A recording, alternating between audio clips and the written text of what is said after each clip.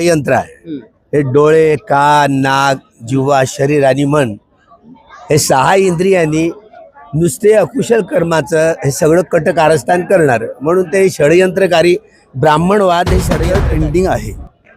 पण प्रश्न असा आहे की ते रिपोर्ट मध्ये ते काय देणार, तुमची बाजू ऐकूनही घेतील तरी ते रिपोर्ट जे आहे सुप्रीम कोर्टाच्या जजमेंट प्रमाणे देणार आहे। हा मुख्य जो उपवर्गीचा जो प्रश्न आहे हा व्हायलाच पाहिजे असं माझं म्हणणं आहे, पूर्ण समाजाचं म्हणणं आहे। उपवर्गीकरण व्हायला पाहिजे का नाही व्हायला पाहिजे? नाही व्हायला पाहिजे। उपवर्गीकरणाच्या विरोधात अमरावती जिल्ह्यात खूप मोठा असा मोर्चा आम्ही काढलेला. मोर्चामुळे काही काळापुरता हा याला स्थगिती मिळाली आहे, सरकार घाबरलेलं आहे। म्हणून सोल्युशन जो आहे त्या रिपोर्ट मध्ये नाही आहे, सोल्युशन आहे पार्लमेंटरी अमेंडमेंट अंडर आर्टिकल 368 हात घातलेला आहे सरकारने। त्या विरोधात एक निमित्त मिळालेलं आहे आपल्याला एकजुटीनं एकत्र येण्याचं आणि आपल्या संविधानाची, आपल्या आरक्षणाची जुना विनंती आहे की त्यांनी उपवर्गीकरण करू नये, जेणेकरून 58 जातीवर हा अन्याय स्वस्त न बसता आज या ठिकाणी या परिषदेत 1 लाख लोकांच्या मोर्चाचे आयोजन करण्यात आले। मी असं म्हणतो की 1 लाख नव्हे, त्या दिवशी नागपूरच्या प्रत्येक गल्लीत, प्रत्येक चौकात फक्त जय भीमवाले बोधिसत्वांचं। त्यामुळे बाबासाहेबांनी हे एवढं मोठं काम करता आलं, तर आपल्याला ते संविधानाच्या सुरक्षिततेसाठी आपल्याला रस्त्यावर आता उतरावं लागत आहे। कठीण काम आहे, आमच्या नागरिकांपर्यंत पोहोचू शकलो। उपवर्गीकरण होऊ द्यायचं नाहीये, खाजगीकरण थांबायचं आहे, कॉन्ट्रॅक्टरी पद्धत जी आहे त्याचा निषेध करायचा आहे। कॉलेजियम सिस्टम जे आहे किंवा ज्युडिशियरीमध्ये जे 95% विशिष्ट वर्गाचं आरक्षण आहे त्याचा विरोध। ही स्टडी जी आहे डायरेक्शन सुप्रीम कोर्टाने स्टेटला दिली, आता तो डायरेक्शन आहे बाइंडिंग, स्टेटला जे आहे करावंच लागेल कारण की तो बाइंडिंग आहे। आता हे जे एजिटेशन्स आहेत, आंदोलन आहे, प्रोटेस्ट आहे, तर याच्यामुळे ते स्टेट गव्हर्नमेंट थांबवेल किंवा करणार नाही हे थोडं। जय भीम, नमो बुद्धाय। आपण बघत आहात WH न्यूज। मी विजय खवजे। सध्या मी नागपूरच्या देशपांडे हॉलमध्ये आहो आणि आता नुकतीच जे आहे देशपांडे हॉलमध्ये जे आहे राष्ट्रीय आरक्षण संवर्धन परिषद जे आहे ते संपलेली आहे आणि बघू शकता मोठ्या प्रमाणात जे आहे या परिषदेला प्रतिसाद मिळाला आहे। संपूर्ण विदर्भातून जे आहे आंबेडकरवादी या परिषदेला उपस्थित राहिलेले आहेत। या ठिकाणी राजकुमार बोडोले आमदार यांनी सुद्धा भाषण केलेलं आहे, गुणवंत देवपारे यांनी सुद्धा मार्गदर्शन केलेलं आहे आणि अनेक जे बुद्धिजीवी असे या ठिकाणी त्यांनी मार्गदर्शन केलं। एकंदरीत पण मात्र या परिषदेला मोठ्या संख्येत उपस्थित जे आंबेडकरवादी लोक आहेत, जे म्हणजे आरक्षण जे उपवर्गीकरणाला ज्यांचा विरोध आहे ते या ठिकाणी उपस्थित झालेले आहे। बरेचसे लोक सुद्धा आलेले आहे, पण त्यांच्याकडून जाणू आपण कुठून आलेत? नागपूर चिचोली। काय सांगाल एकंदरीत परिषद झाली आहे? हा मुख्य जो उपवर्गीचा जो प्रश्न आहे हा व्हायलाच पाहिजे असं माझं म्हणणं आहे, पूर्ण समाजाचं म्हणणं आहे। उपवर्गीकरण व्हायला पाहिजे का नाही व्हायला पाहिजे? नाही व्हायला पाहिजे, नाही व्हायला पाहिजे, उपवर्गीकरण व्हायला नाही पाहिजे। आपण आणखी यांच्या सोबत सुद्धा बोलून घ्या। आपण कुठून आले?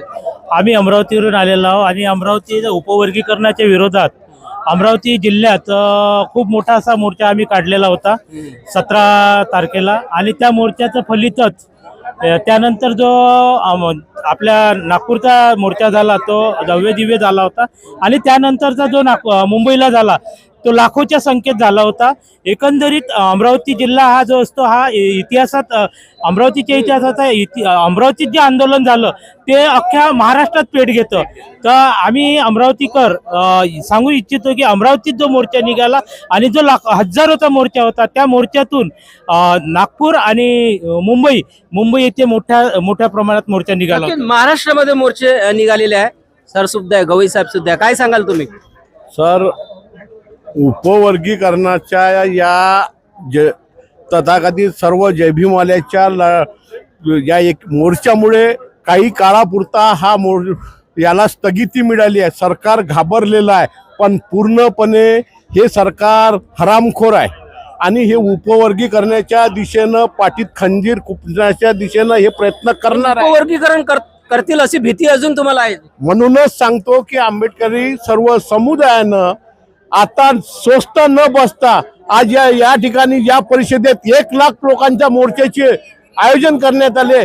मी असं म्हणतो की 1 लाख नव्हे, त्या दिवशी नागपूरच्या प्रत्येक गल्लीत प्रत्येक चौकात फक्त जय भीमवाले दिसले पाहिजे. मग 10 लाख लोक जरी या मोर्चात आले तशी तयारी केली पाहिजे सर्व आंबेडकरवाद्यांनी व जितक्या कर्मचाऱ्यांनी आतापर्यंत याचा फायदे घेतले आरक्षणाचे प्रत्येकानं आता पैसा पुरवला पाहिजे.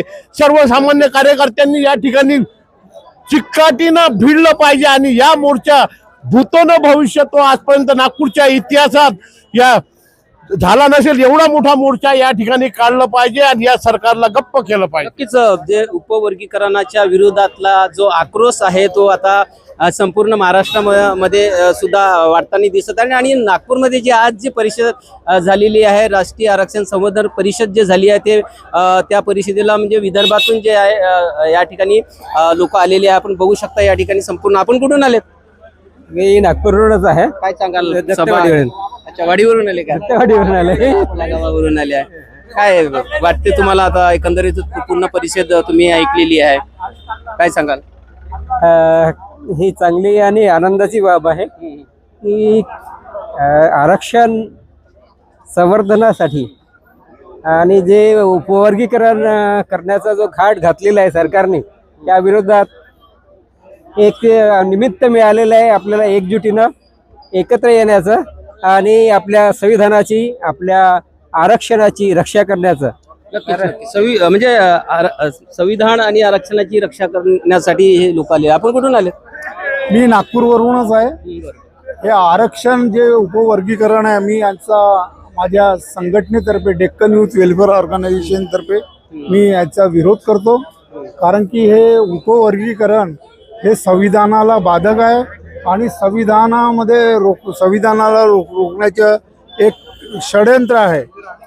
सरकारने विनंती आहे की त्यांनी उपवर्गीकरण करू नये, जेणेकरून 58 जातीवर हा अन्याय होईल.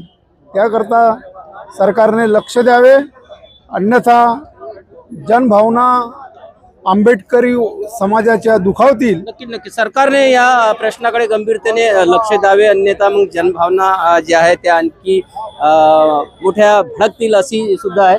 बघू शकता भंतेजी सुद्धा आलेले आता या विशेष या संवर्धन समितीच्या आरक्षण परिषदेला जे आहे भंते ज्ञानज्योतीजी उपस्थित झालेले आहे. बघू शकता या ठिकाणी. आणि संपूर्ण आंबेडकरवादी सुद्धा या ठिकाणी आलेले आहे. भंतेगण सुद्धा आलेले आहे. भंतेजींना बोलण्याची संधी नाही मिळाली कारण वेळेचा अभाव होता. पण एकंदरीतच भंतेजी जे आजची जे राष्ट्रीय आरक्षण संवर्धन जे परिषद होती नागपूरमध्ये, अनेक मोर्चे सुद्धा निघालेले आहेत, ते आपण बघितलेच आहे. तुम्ही काय सांगाल एकंदरीतच या आरक्षणाच्या डावाबद्दल, उपवर्गीकरणाच्या डावाबद्दल? तर त्यांचं जे षडयंत्र आहे, हे डोळे, कान, नाक, जिव्हा, शरीर आणि मन हे 6 इंद्रियांनी नुसते अकुशल कर्माचं हे सगळं कट कारस्थान करणार. म्हणून ते षडयंत्रकारी ब्राह्मणवाद हे षडयंत्रकारी आहे. बुद्ध धम्म म्हणजे क्रांती, ब्राह्मणवाद प्रतिक्रांती. ब्राह्मणवादाविरुद्धची लढाई लढायची कशी, बाबासाहेबांनी दिशानिर्देश केला, त्याचाच एक भाग आहे. त्यामुळे ब्राह्मणवादाला उलथावून पाडल्याशिवाय तो संपणार नाही, समजलं? त्यामुळे आता हळूहळू ते धर्मांतर विरोधी बिल पारित होते. धर्मांतर विरोधी झालंय ना, त्याच्यावर एक ठराव पाहिजे ना. घटनेचा मूलभूत 25वा कलम हे याला उपच्छेद होतो ना, याला धक्का लागतोय. जे राज्य सरकार जरी असले तरी हे असे जे संविधान विरोधी निर्णय घेणं म्हणजे हे विघातक आहे, हे जनद्रोही आहे, जनताद्रोही निर्णय आहे. धर्मांतर विरोधी कायदा महाराष्ट्र शासनाला पारित करण्याचा अधिकार नाहीये. सुप्रीम कोर्टाचा आदेश आहे असं बोलले. हे बघा, हे सगळं ढोंग आहे. मूलभूत 25चा कलम आहे धर्मांतराचा. हा संपूर्ण प्रत्येक व्यक्तीला, नागरिकाला अधिकार आहे आणि त्यावर घाला आहे धर्मांतर विरोधी कायदा पारित करणं. SIR CA NRC नावाचे हे म्हटलं सर नावाची भांडवल आली. सुप्रीम कोर्टाचे सरन्यायाधीश त्यांनी हिरवी झेंडी दिली आणि 2002 मध्ये 2च्या त्या लिस्टमध्ये माझंच नाव नाही, बाकी त्यांचं सोडा. मला तिथला BLO विचारते, म्हणते तुम्ही कुठे राहता? मी गावाच्या शेजार जंगलात राहतोय. तुम्ही माझं नाव हरवून तुम्ही नोंद केली नसेल, पण मी काय मेलो नाही ना. ही जबाबदारी सरकारची आहे. मी सरकारी मी त्या BLO म्हणाले, पण ते माझी पंढरपूरला यात्रा सुरू होती. BLO म्हणाली तुम्ही अहो मी जिवंतच आहे, पदयात्रेत आहे. जे महाराष्ट्राचा मुख्यमंत्री ना अफजल खान आहे दौलताबादचा, तो कमीत कमी पंढरपूरच्या साकडे घालायला चाललो आम्ही. कमीत कमी शिवाजी द्या आमच्या हातात, आणि हा अफजल खानाचे कोथळे बाहेर काढा, वाघनका खुपसून कोथळा बाहेर काढून आमच्या महाराष्ट्र राज्याचं हे स्वतंत्र कमीत कमी एक राज्य निर्माण झालं पाहिजे आमचं नाग विदर्भ. यासाठी लढाई कमीत कमी नाग लोकांनी करावी. नाग हे सातवाहनकालीन वाकाटकालीन सगळे नागवंशी लोक दिसतात आपल्याला. नागांचं राज्य. बुद्ध धम्म म्हणजे क्रांती ही साधी गोष्ट नाही आहे, बाबासाहेबांच्या चित्तातनं प्रसवलेलं आहे. हे शोभन कामावचर महाकुशल चित्त हे बोधिसत्वाचं चित्त काम करतं. त्यामुळे हे शक्तिशाली हे जे मोठं चित्त होते तर बाबासाहेबांचं बोधिचित्त काम करतं, बोधिसत्वांचं.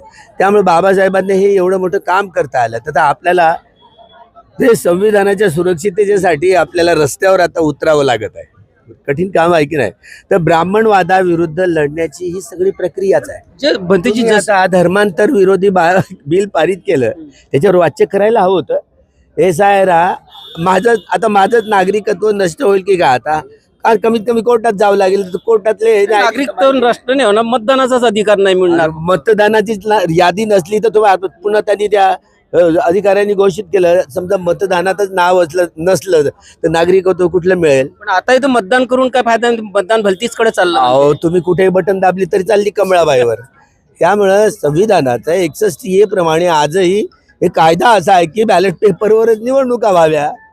त्यामुळे हे जन आंदोलन रस्त्यावर होऊन उतरवावं लागेल, जन आंदोलन करावं लागेल सगळ्या शक्तीने. पूर्वी सुद्धा जे जन आंदोलन होतं ते मोठ्या प्रमाणात त्याला समर्थन लोकांचं मिळत होतं, पण त्या पद्धतीचं समर्थन भंतीचे आता मिळत नाही. प्रबोधन करावं लागतं, अशा परिस्थिती घ्यावं लागते. तेव्हा तर निरक्षर लोक होते पण समर्थन खूप मिळत होतं. आता साक्षर लोक झाले आहे, समर्थन मिळत. प्रतिक्रांतीवादी चालक आहेत ना. बरं आंदोलन विकसित झालं, हे सगळे आमदार खासदार मेले होते. पोरांनी कमीत कमी संसदेपर्यंत गेले ना दारापर्यंत. हे सगळे खासदार झोपेत होते का? ते विपक्षी असोत की सत्ताधारी असोत, हे मैदानात उतरले असते ना, हे सत्ता बदलली असती. पण तुम्ही लक्ष दिलं नाही ना. पोर आहेत ओरडत, बस तेवढंच. काय दिपकेला ऐकणार होते पोर? अभिजित दिपकेला ऐकणार होते? नाही ऐकलं, त्याच्या हाताच्या बाहेर गेलं प्रकरण. घेराव झाला. हो, संसदेला घेराव करणं म्हणजे साधी गोष्ट नाही. असं होतं की ही क्रिएटिव्हिटी कुणामध्येच नव्हती, कुणामध्ये दम नाही. सगळेच खासदार मेले होते. सगळी संसद मयत आहे, मेलेली आहे. संसद मेलेली आहे. ते सत्ताधारी असोत की विपक्षी असो, तिथे सगळे सत्ताधारी खासदार तिथले कमीत कमी विपक्षातले खासदार तिथे सामोरे आले असते ना, हिंमत नसती झाली. हिटलर मुसोलिनी सारख्यांना हत्या करावी लागली, आत्महत्या. मोदी शहांवरती तशीच वेळ आली असते, समजलं? तशीच वेळ येईल पुढेही, तशीच येईल. पुन्हा हे मास संरक्षण येणार आहे आणि तशी स्थिती या देशाची होणार आहे. मात्र बाबासाहेब आंबेडकरवाद्यांना खूप चौकसपणे ही सजगतेनं सुंदरता कशी घडवायची, स्टेट सोशलिझम कसा निर्माण करायचा, जे न्याय स्वातंत्र्य समता आणि बंधुभाव या मानवी मूल्याची जपणूक करण्यासाठी संविधानाचे रक्षण कसं करायचं ते आपल्या बुद्धिजीवी लोकांचं काम आहे खऱ्या अर्थानं. पण त्याची आता हा जो लढा चालू आहे आरक्षण उपवर्गीकरणाचा लढा, या संदर्भात महाराष्ट्राच्या जनतेला काय आवाहन करणार आहे? पुढे आंदोलन होणार आहे. जाती पहा, सर BP सिंग असताना बुद्धिस्ट त्यांना SC मध्ये समाविष्ट केलं होतं. ते तरी लक्षात घेतलं का ढेबऱ्यानं? घेतलंय का लक्षात? अहो तर बदर कमिटी ते तरी घेत. कमीत कमी 59 तर 60 झाली असत्या ना, 60 जाती असत्या. हा जाणीवपूर्वक भेदाभेद षडयंत्र करण्याचं त्यांचं काम आहे. आपले सुप्रीम कोर्टाचे आता काय विश्वास ठेवायचा, कसं विश्वास ठेवायचा? आपल्या पाठीचा आपलाच खंजीर खूपच का? असंच झालं की नाही, काय करणार आहात? आपल्या हाताने ना. पण निराश तर नाही ना आपण. अरे आपण कसे, हे लोक निराश दिसतात तुम्हाला? हे रस्त्यावर लढतील आता. हे लढण्याची तयारी आहे. तर आता लढण्याची तयारी आहे. कमीत कमी लढण्याची तयारी आता. नाहीतर तुमचं असेच तुम्ही तापा जरा येऊन मरण्यापेक्षा रस्त्यावर येऊन कमीत कमी निदर्शनं करता तिथं मरता आलं ना. तुम्हाला काय रक्ताने हातात तलवारी घ्या, बांबगोळ घ्या हे नाही सांगत ना. संविधानाच्या अधिकार क्षेत्रात आपण आंदोलन करू आणि या देशाला घालवून टाकू. म्हणजे या देशातल्या सरकारांना, जे ब्राह्मणवादी सरकार त्यांना घालवून टाकू. बाबासाहेबवादी सरकार ते आणू. नक्कीच जे आहे आंबेडकरवादी सरकार आणू असा एक मूलमंत्र जे आहे भंते ज्ञानज्योती यांनी सुद्धा दिलेले आहे. आणि या मध्ये जे आहे ते आज विशेष करून उपस्थित झालेले आहे. थोडं आयोजन ज्यांनी केलं आहे पण त्यांच्याकडे थोडंसं जोडा. आकाश मुनसर या ठिकाणी आपल्याला. मुनसर जय भीम. 2 मिनिट काय सांगाल एकंदरीत आजची जे परिषदेचं जे आयोजन तुम्ही केलं होतं एकदम सक्सेस आयोजन झाले? नाही, परिषद यशस्वी झाली किंवा अयशस्वी हा प्रश्न नाही आहे. प्रश्न असा आहे की जी भूमिका घेऊन आणि जे उद्देश घेऊन आम्ही ही परिषद आयोजित केली होती त्या भूमिका आणि ते उद्देश आम्ही लोकांपर्यंत पोहोचू शकलो, आमच्या नागरिकांपर्यंत पोहोचू शकलो. उपवर्गीकरण होऊ द्यायचं नाही आहे, खाजगीकरण थांबायचं आहे, कॉन्ट्रॅक्टरी पद्धत जी आहे त्याचा निषेध करायचा आहे. कॉलेजियम सिस्टम जे आहे किंवा ज्युडिशियरीमध्ये जे 95% विशिष्ट वर्गाचं आरक्षण आहे त्याचा विरोध करायचा आहे. हे सगळे ठराव पारित केले आणि आता पुढची जी आमची लढाई असणार आहे ती लढाई जे ठराव पारित केले त्या संदर्भात असणार आहे. त्याच्यापेक्षा महत्त्वाचं म्हणजे की आम्ही 1 महिन्याची मुदत महाराष्ट्र सरकारला दिलेली आहे की त्यांनी जाहीर नोटिफिकेशन काढून त्यांनी उपवर्गीकरणाची प्रक्रिया जी महाराष्ट्रात सुरू केलेली आहे ती रद्द करावी. जर ते केलं नाही तर त्याचे पडसाद त्यांना हिवाळी अधिवेशनात वकील साहेबांसोबत बोलू. सर जय भीम. एकंदरीतच परिषदेमध्ये आपलं सुद्धा एक कायदेशीर भाषण तुमचं झालेलंच आहे सर. काय वाटते एवढं असून सुद्धा उपवर्गीकरणाचा जो प्रश्न आहे महाराष्ट्र शासन हा काढेलच म्हणजे उपवर्गीकरण करेल असं वाटते? सर्वांना जय भीम. खूप सुंदर प्रश्न विचारलं तुम्ही आणि आता मी तेच बोलत होतो की सुप्रीम कोर्टाने प्रत्येक स्टेटला डायरेक्शन दिलेले आहे की तुम्ही जे आहे स्टडी करा आणि जे एम्पिरिकल आणि क्वांटिफायबल जो डाटा आहे की कोणता शेड्यूल कास्ट जे जाती आहे ते ॲडव्हान्स झालेली आहे आणि कोणते जे आहे बॅकवर्ड्स आहेत किंवा निग्लेक्टेड आहेत. तर ही स्टडी जी आहे डायरेक्शन सुप्रीम कोर्टाने स्टेटला दिली. आता तो डायरेक्शन आहे बाइंडिंग. स्टेटला जे आहे करावंच लागेल कारण की तो बाइंडिंग आहे. आता हे जे एजिटेशन्स आहेत, आंदोलन आहे, प्रोटेस्ट आहे, तर याच्यामुळे ते स्टेट गव्हर्नमेंट थांबवेल किंवा करणार नाही हे थोडं डाऊटफुल वाटते. कारण की स्टेट गव्हर्नमेंटला एकीकडे सुप्रीम कोर्टाचे डायरेक्शन्स आहेत आणि दुसरीकडून जे आंदोलन आहेत, लोकांचे विरोध आहेत, तर याच्यामध्ये जे आहे त्यांना काय स्टँड घ्यायचं आहे हे त्यांना खूप डिफिकल्ट आहे. पण प्रश्न जे आहे सॉल्व्ह होऊ शकते की जर पार्लमेंट पिक्चरमध्ये जर आला आणि पार्लमेंटनी जर अमेंडमेंट केलं आर्टिकल 341 मध्ये की क्रीमी लेअर आणि सब क्लासिफिकेशन हे लागू राहणार नाही शेड्यूल कास्टला, प्रश्न संपला. ते मग स्टेट गव्हर्नमेंटचाही काही रोल नाही आहे, ते स्टडी करायची काही गरज नाही आहे. तर हा प्रश्न जे आहे तिथे सॉल्व्ह होऊ शकते परमानेंटली. अदरवाईज हे सर्व जे आहे आंदोलनं, प्रोटेस्ट हे सर्व चालू राहणार आणि एक फायनल अल्टिमेट सोल्युशन मिळेल किंवा नाही मिळेल तर हे जे आहे गॅरंटीड नाही आहे, शाश्वती नाही. सुप्रीम कोर्टाने जरी सर सांगितलं असेल पण 58 जातीतल्या कुठल्याही लोकांची मागणी नव्हती का आम्हाला वर्गीकरण करा म्हणून. 75 वर्षापासून गुण्यागोविंदाने एका ठिकाणी राहत आहे, कुठलाही त्रास सुद्धा नाही.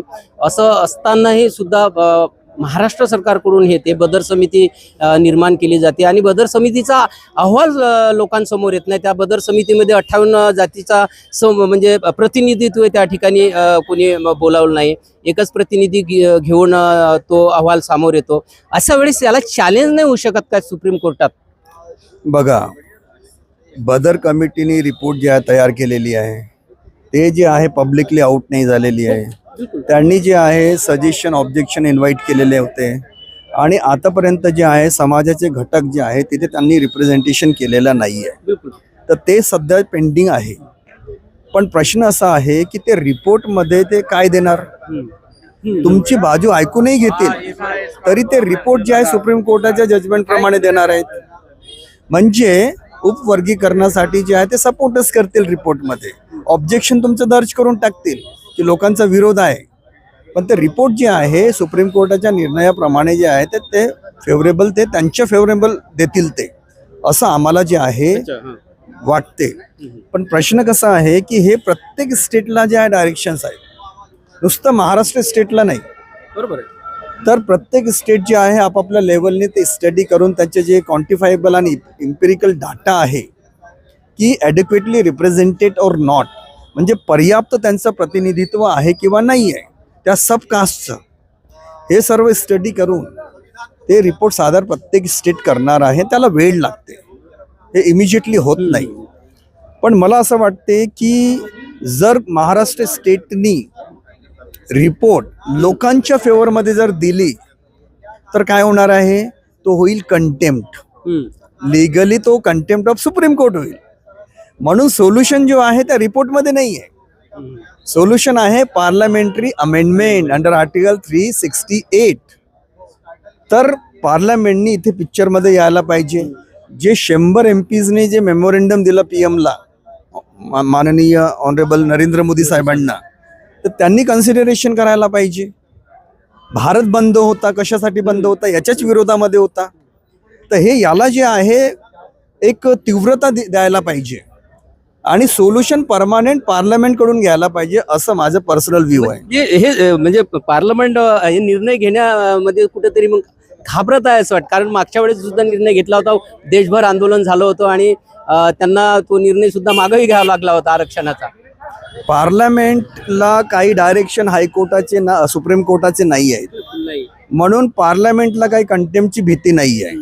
नुसतं स्टेट गव्हर्नमेंटला कंटेम्पची भीती असते, अवमानना याचिका ते करू शकतात. पण पार्लमेंट जे आहे ते आपले अधिकार, संविधानामध्ये ते सुप्रीम अधिकार आहेत, जे लेजिस्लेटिव्ह पॉवरचे अधिकार आहेत, अमेंडमेंटचे अधिकार आहेत, ते पार्लमेंट करू शकते. आणि बाबासाहेबांचे जो विजन आहे की ह्या देशामध्ये ज्या रिझर्वेशन असायला पाहिजे ते कायम ठेवू शकतात.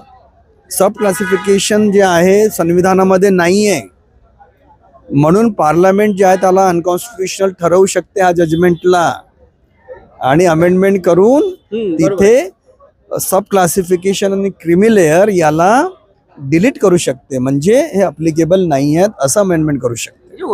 जे आरक्षणाचं वर्गीकरण करणं एवढं काही सोपं नाही आहे आपल्या म्हणजे कायदेशीर भाषेत जर बघितलं. सोपं तर जे आहे सब क्लासिफिकेशन उपवर्गीकरण जे आहे सुप्रीम कोर्टाचा जजमेंट आहे, तरी सुद्धा इतकं सोपं नाही की याला करतील म्हणून. हे इतकं कठीण आहे की ज्या प्रकारे कॉक्रोच जनता पार्टीने छोटासा इश्यू आहे तो नीटचे पेपर लीक झाले, गव्हर्नमेंटची हादरली, हा मोठा इश्यू आहे. हा खूप मोठा इश्यू आहे. हा जनरेशन टू जनरेशनला टच करणारा इश्यू आहे. आपले जे स्टुडंट्स आहेत ते येणाऱ्या 50 वर्षामध्ये 100 वर्षामध्ये जे आहे त्यांचं भविष्य अंधकारमय होणार आहे जर असं झालं तर म्हणून हा मोठा इश्यू आहे. आणि याला जे आहे नॅशनल आणि जेही आपले भारतीय असतील ओव्हरसीजमध्ये त्यांचं सुद्धा सपोर्ट घेऊन हे पार्लमेंटवर प्रेशर घालून हे अमेंडमेंट करून घ्यायला पाहिजे. नक्कीच. ते राष्ट्रीय स्वयंसेवक संघाचे मोहन भागवताचं सुद्धा एक बयान आलं होते ते का, पण जोपर्यंत जातीभेद आहे तोपर्यंत आरक्षण राहणार आहे म्हणून ह्या बयानाकडे कशी बघता तुम्ही? बघा, मला तर कोणाचं काय स्टेटमेंट आहे काय नाही आहे त्याच्यात रिॲक्शन करायचं नाही आहे. संविधान काय म्हणते ॲज अन ॲडव्होकेट संविधानबद्दलच मी बोलू शकतो की संविधानामध्ये जे आहे असं काही प्रोव्हिजन्स नाही आहेत सब क्लासिफिकेशनचे. पण ऑनरेबल सुप्रीम कोर्टाने आर्टिकल 142ला यूज करून त्यांचं इंटेन्शन सुप्रीम कोर्टाचं चांगलं असेल की हे जे पिछडे अति पिछडे जे असतात बॅकवर्ड आणि अति बॅकवर्ड त्यांना वर घेऊन यायचं. पण कदाचित जे स्टेट गव्हर्नमेंट्स आहेत ते होऊ देणार का ते राजकीय डाव. हा, तर सुप्रीम कोर्टाचं इंटेन्शन चांगलं आहे पण ते राजकीय डाव जे आहे ते खेळण्यात येईल ही भीती आहे. नक्कीच. हे होते आमच्यासोबत सुप्रीम कोर्टाचे वकील शैलेश नारनवरे साहेब. आमच्या नागपूरमध्ये एक मोठं नाव आहे आणि हा राजकीय डाव आहे. सुप्रीम कोर्टाने जे गाईडलाईन्स केली आहे ते योग्य आहे असं त्यांचं म्हणणं आहे. आणि वर्गीकरण करणं एवढं हे काही सोपं सुद्धा नाही आहे. पण हे सगळं हे राजकीय डावाची खेळी होत आहे. आणि त्यामध्ये जे आहे आमच्या 59 ज्या जाती ज्या आहे 75 वर्षापासून ज्या गुण्या गोविंदांना आतापर्यंत राहत आहेत त्या जातीमध्ये जे आहे भेदभाव निर्माण होण्याचे प्रश्न या ठिकाणी उभं होत आहे. पण महाराष्ट्रामध्ये या विरोधात मोठा लढा उभारण्यात येणार आहे आणि महाराष्ट्रामध्ये असे मोर्चे सुद्धा मोठ्या प्रमाणात निघत आहे. म्हणूनच हा प्रश्न तेवढा सरकारने सोपा घेऊ नये आणि गंभीरतेने घेऊन याचा विचार करावा आणि हे जे उपवर्गीकरण जे करणार आहे ते करू नये अशीच मागणी जी आहे या संपूर्ण महाराष्ट्रामधून उठत आहे. बघत राहा WBS न्यूज. लाईक करा, सबस्क्राईब करा. जय भीम, नमो बुद्धाय.